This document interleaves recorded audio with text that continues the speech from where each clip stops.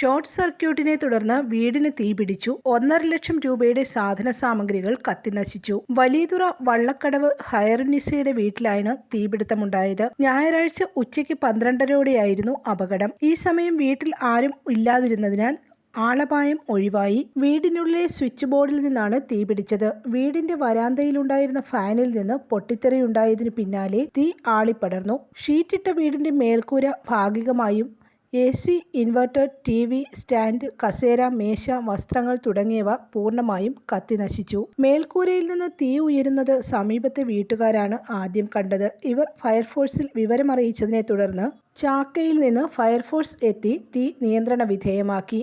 News bureau, Thiruvananthapuram.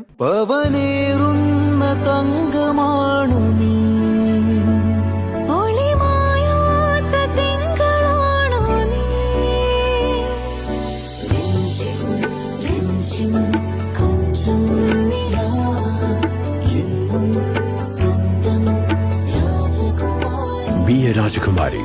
Rajakumari Gold and Diamonds. The trust of Travancore. Rajakumari.